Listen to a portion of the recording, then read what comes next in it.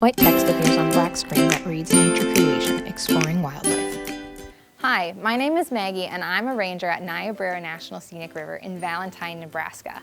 I'm coming to you from our visitor center where you'll see a couple chairs behind me with some building supplies for our Nature Creations activities today, some blankets and pillows. And this is a great space because it's pretty wide open and we have a clean floor. But Niobrara National Scenic River is known not only for its scenery and recreation, but also for geology, paleontology, and wildlife. So today we'll be exploring our wildlife on the Niobrara River. Did you know that there are over 240 different species of birds on the river? Really cool, right? So our national bird, can anybody name it? The bald eagle. Our national bird, the bald eagle, has some habitat and some homes along the Niobrara River. So today we'll be building, for our first activity, a nest, which is really fun. You can see in this picture that the eagle's nest has many different pieces and parts. It's built up of sticks and dirt and basically anything an eagle can find in its natural habitat.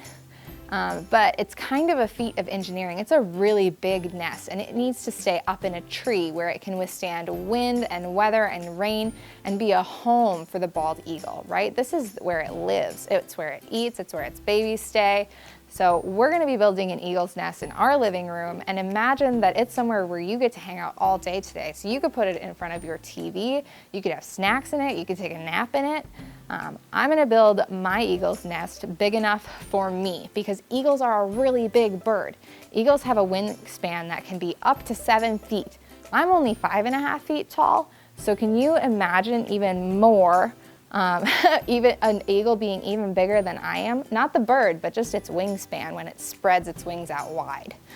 So our eagle's nest needs to be really big. I have to be able to lay down in all directions, and that's how much room that eagle's gonna need to live every day. Watch me figure this out as we go.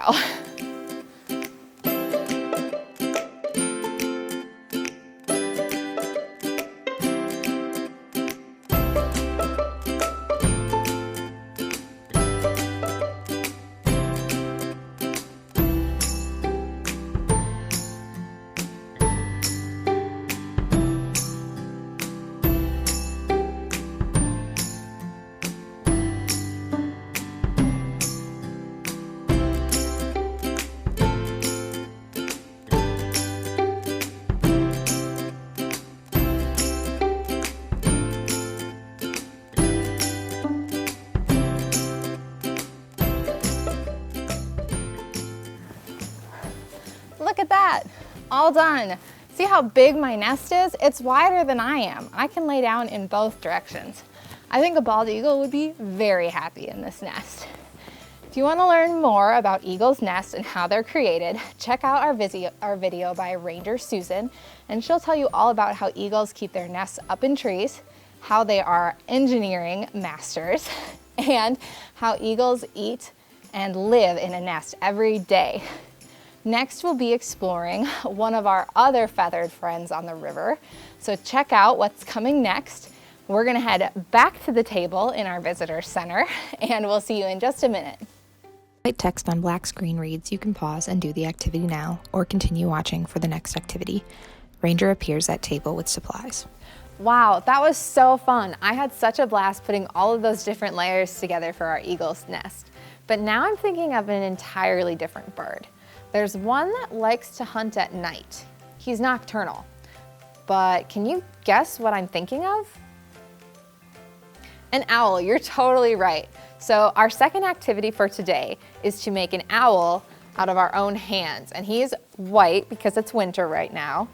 But my friend here is actually a great horned owl. And there's many different species of owl that live in Nebraska and thrive. So we'll be making our craft today in honor of the owls that live around the Niobrara National Scenic River. For our craft, you're going to need a glue stick, pencil, and scissors. Our snowy owl is white because it needs to blend into the snow during winter. So he's got a white body, which was made from a piece of white plain paper, and 2 hands for wings. These are my own hands, and I traced and cut them out. And they're also on white paper. So you should need 2 pieces of white paper. And then we also have a template, which you can find on our website, for the eyes, the beak, and the claws or talons of the owl. And you could also draw your own and color them and cut them out if that's an option for you. And the final thing for our feathery snowy owl is that we need some feathers. So we're gonna use cotton balls today that we have unrolled a little bit so that they look more feathery, and we'll be gluing those to our owl's body. We're gonna pull the camera closer so you can see my hands, but I'm really excited to get this project going. So excited for hand snowy owls. So now that we've gathered all of our supplies, we can begin assembling our snowy owls. You'll see here on the corner of the table that I've got my example ready for you guys to look at, and it's got a white fluffy body for that snowy owl because we have the feathered look from those cotton balls. And then over the top, on the body portion, you'll see our template pieces for the eyes, the beak, and the talons. So we'll start by gluing our 2 hands to the body of our owl, which you will have cut from 2 plain pieces of paper. You can just freehand it, or you can use our template online. And we want the thumbs to be pointing down. That just gives our owl a more natural looking wing shape. So I'll use my glue stick to just put a little bit of glue where those hands will attach. And then I'll stick them right on, which is the fun part. And everybody's owl is gonna look a little different. You could have one wing higher, one wing lower. Some birds are flying, some are just sitting. But I now have the body of my bird connected to my wings, which is kind of fun. And yours might be a little smaller. I have big adult hands, but for any kids out there, yours might be just a little smaller, and that's okay because there's baby owls too. Next, we'll be putting our cotton balls on for our feathered look. And what I've done is taken my cotton ball and just grabbed a little bit and tried to unroll it because they're a little easier to glue on, and then it's easier to cover more distance, right? So see how this just lays over a finger really nicely. And then I could pull them in half for the body, which you'll see me do in just a second. But I'll take my glue and just start putting some glue on the fingers so that I can start attaching cotton ball strands to them. And I'm just gonna glue the whole thing. And you could use stick glue, you could use liquid glue, anything that you have at your disposal will work. So just do your best and know that your owl is your own and not anybody else's, which is really fun.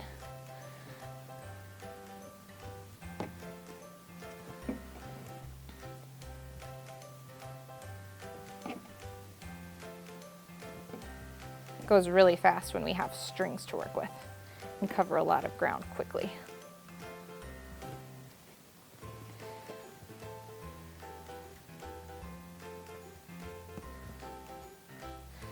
So we talked a little bit earlier about how snowy owls are nocturnal, so they hunt at night. Do you have any ideas about what a snowy owl might eat? That's right. Well, snowy owls hunt at night, so what else is out at night? Kind of like the rodents and maybe a possum. Owls actually eat small rodents, and so they help clean up kind of those animals that we don't love so much, but they're really good for the environment. I finished one wing, so I'm gonna move on to the next before I do the body.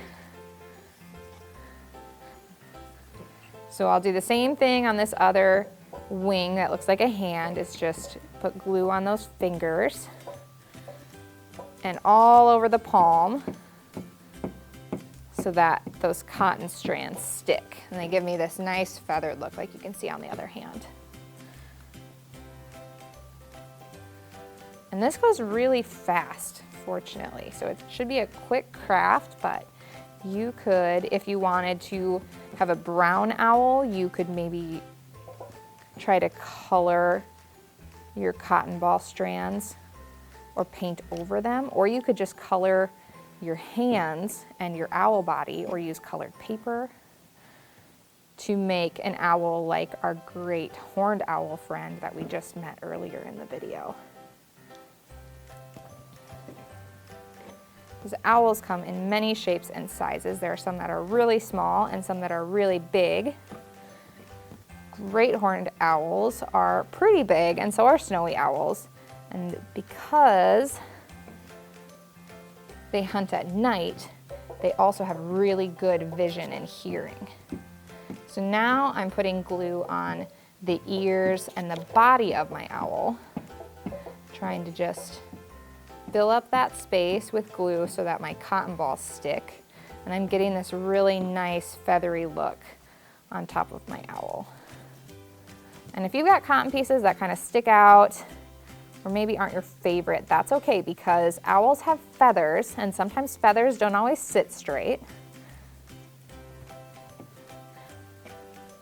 But this owl is completely your own, so it doesn't have to look like anybody else's. It can just be yours. Almost done putting all of these cotton pieces on the body of my owl. It's turning out really good.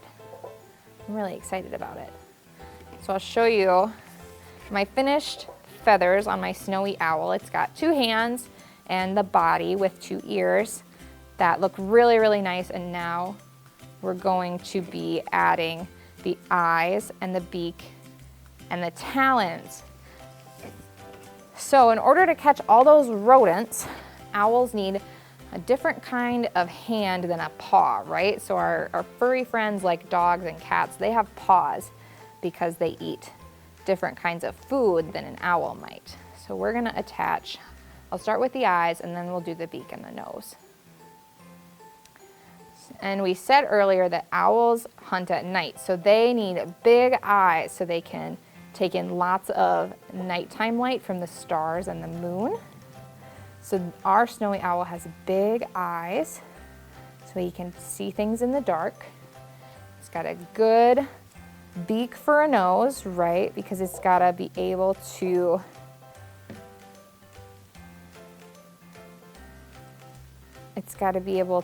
eat those prey, all those little rodents that it's gonna eat up. And then the talons are actually what they use to pick up their rodents. So an owl might fly and pick up a rodent using its talons. So I'm gonna attach those to the bottom of the body where the feet would go. And these talons have really, really sharp, almost claws at the bottom, because they've got to just kind of snatch those rodents up so that they have something to eat. And I'm all done. I've just finished my owl handcraft. My snowy owl has white feathers made of cotton balls, and it's got big eyes so my owl can see at night, and a good beak so he can eat his food. And then it's got 2 little talons at the bottom of the body for snatching up the prey, all the things that it needs to eat.